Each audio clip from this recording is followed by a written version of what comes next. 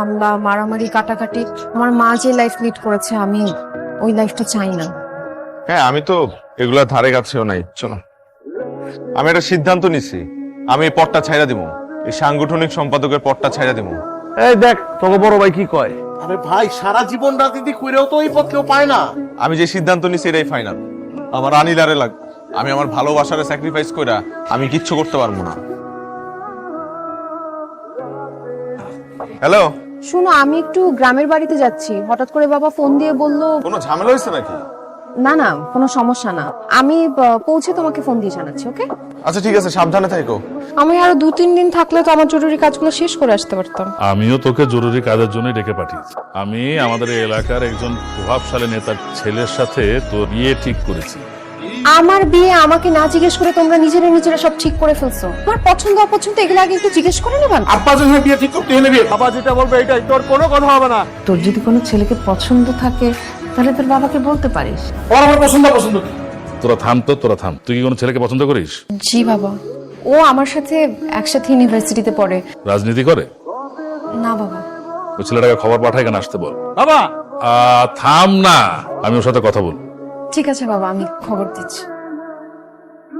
আপনি আসতে বললেন কেন? মাথা গরম করে রাজনীতি তো হয় না রে বাবা। রাজনীতি একটা সংজ্ঞা আছে, মুখে মধু অন্তরে বিষ। আসসালামু আলাইকুম। আমি আসলে এই এলাকায় চিনি না কিছু, আমি শ্বশুর বাড়ি যাবো। এটা কি বরপক্ষের গাড়ি মনে হইতেছে? না ঠিক আছে, থ্যাংক ইউ। উঠো। Thank you. এলাকার গাছপালা পুত্তা বেলায় সহন করেছি। এলাকায় কতদিন ধরে প্রেম করতেছো? 4 বছর। আসলে এই প্রথমবার ওদের বাড়িতে যাচ্ছি, শুনেছি ওর বাবা একটু কঠোর প্রকৃতির, যে আমাদের রিলেশনটা মানে কি না। আরে না মানলে খালি বলবা, এর বাপের মাথা কাইটা তোমার হাতে ধরাই দিব। না না, শ্বশুরের মাথা নিয়ে আমি কি করবো। কই নাম্বার তুমি? দেওয়ান বাড়ি। আপনার নাম কি? আনিলা। বাবা, ও শুভ ওর কথাই বলেছিল। চা নাস্তার ব্যবস্থা করো। আনিকা, আমি তো থাকি, আমি নাস্তার কাছে সাহায্য করতে চলি। বসো বসো। তো শুভ, তোমার বাবা কি করেন? একটা স্কুলের প্রিন্সিপাল। আচ্ছা, উনি কি পলিটিক্স করেন, মানে রাজনীতির সাথে জড়িত? না, আমার পরিবারে কেউ রাজনীতির সাথে জড়িত নয়। আমি অনেক আগে থেকে ডিসিশন নিয়ে রেখেছিলাম যে আমার মেয়েকে একটা পলিটিক্যাল ফ্যামিলিতে আমার মেয়েকে বিয়ে দিলে আমার পজিশনটা আরো স্ট্রং হবে। কিন্তু আঙ্কেল, আপনার মতের সাথে তো আপনার মেয়ের মত মেলে না। মানে আপনার মেয়ে কোনো রাজনৈতিক পরিবারের ছেলের সাথে বিয়ে করতে চায় না। আমার পরিবার কোনো রাজনৈতিক পরিবার না। শুধুমাত্র এটার কারণে কি আমি আপনার মেয়েকে ভালোবাসতে পারবো না? এই ঝামেলার মধ্যে জড়িয়ে তুমি বা তোমার ফ্যামিলিকে কোনো বিপদে ফেলার চেষ্টা করো। একদম কল্লা কেটে ফেলে দিব। এরকম ব্যবহার করছেন কেন? ভালো হবে তুমি এখান থেকে চলে যাও। আঙ্কেল, আঙ্কেল একটু আমার কথা।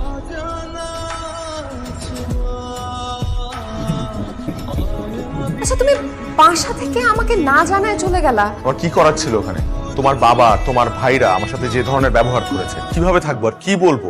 সব থেকে বড় কথা, আমি চাই না আমার কারণে আমার ফ্যামিলি মেম্বাররা বিপদে পড়ুক। আচ্ছা, আমি ঢাকায় এসে তোমার সাথে দেখা করতেছি। বাবা শুভর সাথে কেন এরকম খারাপ ব্যবহার করলো? আমি বুঝলাম না। বাবা নিজেই তো আসতে বললো, তাই না? এত চেঁচামেচি কিসের? তুমি কেন শুভকে এরকম ভাবে অপমান করলো? ওর একটা ফালতু ছেলের সাথে তোকে বিয়ে দেবো নাকি? তোকে বিয়ে দেবো একটা পলিটিক্যাল ফ্যামিলি। মা, গাড়ি রেডি রাখতে বলবা, কালকে সকালে আমি ঢাকা চলে যাচ্ছি। মেয়েটাকে তো লাই দিয়ে দিয়ে মাথা তুলেছো। তুমি এত ভয় পাচ্ছ কেন?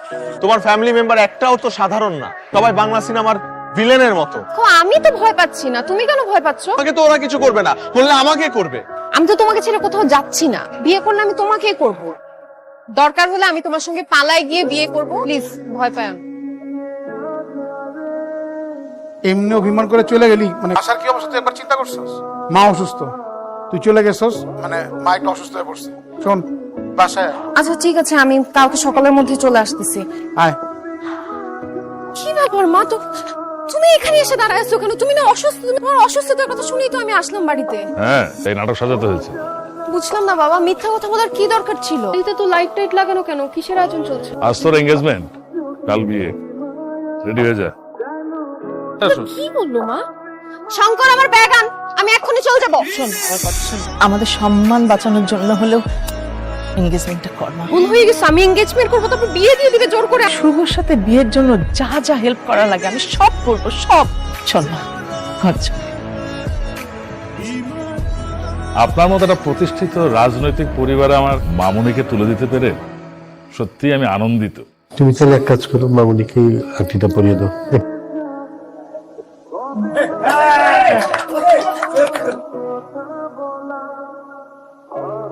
আপনারা কারা? আমরা ইলেকট্রনিক মিস্ত্রি। সারাদিন তো দেখলাম না আপনার বউ।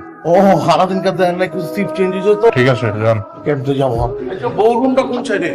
উপরে যান, জয় আদার বাম পাশে। বরযাত্রী এখন তো সময় পেরিয়ে যাচ্ছে, এখন আসছে না কেন? মা, বাবা, হ্যাঁ? আমি আনিলা কোথাও খুঁজে পাইতেছি না। মানে সব জায়গায় খুঁজছি, কোথাও আনিলা নাই। শঙ্কর বলল কারেন্টের মিস্ত্রি সেজে দুটা ছেলে ঘরের ভিতরে ঢুকছে, সম্ভবত আনিলা ওদের সাথে পালাইছে। কারেন্টের মিস্ত্রির সাথে আমার মেয়ে পালাবে? মাথা ঠিক আছে তো? নিশ্চয়ই এটাই হারামজাদা সুপ্রভাত।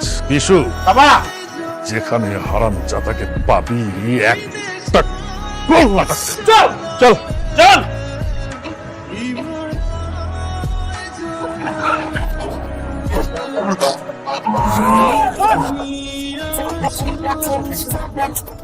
হ্যালো ভাই, আমি অনেক বড় একটা বিপদে পড়ছি। আমি যে মেয়েকে ভালোবাসি সে তার আজকে বিয়ে হয়ে যাচ্ছে। তার বাবা মা জোর করে ওকে অন্য জায়গায় বিয়ে দিয়ে দিচ্ছে। ভাই ভাই প্লিজ আপনি আমাকে বাঁচান। আমি এখন দেওয়ানগঞ্জ রেল স্টেশনে আছি। জি ভাই। ঠিক আছে, আমি ব্যবস্থা নিচ্ছি। হ্যালো, জি জি জি লিডার, আসসালামু আলাইকুম। যে আমাদের ঢাকার সেন্ট্রাল কমিটির এক বড় লিডার, ও প্রেম জড়িত কোনো একটা ঝামেলায় তোমার এলাকায় আটকা পড়ছে। তুমি একটু ওকে সেভ করো। মানে ব্যাপারটা হচ্ছে কি লিডার, মেয়ের বিয়ের লিডার ঝামেলায় পড়ে গেছে লিডার। হ্যাঁ, আমি বললাম তো, তুমি আগে সেখানে যাও। ঢাকা থেকে অনেক ফোন, অনেক বড় বড় লিডার ফোন করছে। তুমি একটু দেখো। আপনি যা বলবেন তাই তোমার করতে হবে লিডার। আমি এক্ষুনি যাচ্ছি। আপনি আমি ওর নাম্বারটা পাঠাচ্ছি তোমাকে। আসসালামু আলাইকুম ভাই। মানে আমাদের এলাকার এমপি সাহেব তোমার নাম্বারটা দিন। আচ্ছা তুমি এখন কোথায় আছো বলো তো?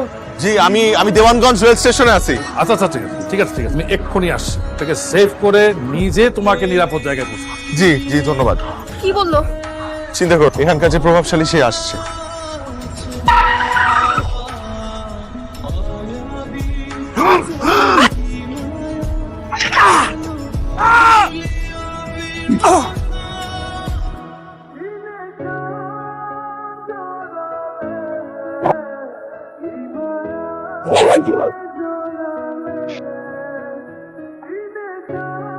লিডার তুমি কাকে মারতে এসছো? তুমি জানো ওকে?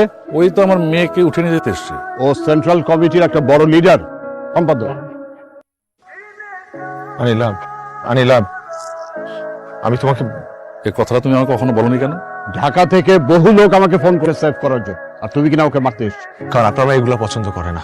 সে তার নিজের মাকে সারাটা জীবন কষ্ট পেতে দেখেছে, মারামারি কাটাকাটি এগুলো সে চায় না তার সাথে হোক। আনিলা তুমি আমাকে মাফ করে দাও প্লিজ। কিন্তু বিশ্বাস করো আমি তোমাকে প্রচন্ড ভালোবাসি এবং এই কারণেই আমি আসলে আমার এই পদ ছেড়ে দিয়েছি। আরে লিডার, কি অবস্থা? এটা রাখেন আপনি। এটা কি? আমি এই পদ থেকে সরে দাঁড়াইতেছি ভাই। তোর মাথা ঠিক আছে? তুমি যে পোস্টটা পাইছো এটা তো তোমার ভাগ্যের জোরে পাইছো। এই পোস্টটার জন্য মানুষ বছরকে বছর, হাজার বছর সাধনা করে এই পোস্টের জন্য আসে।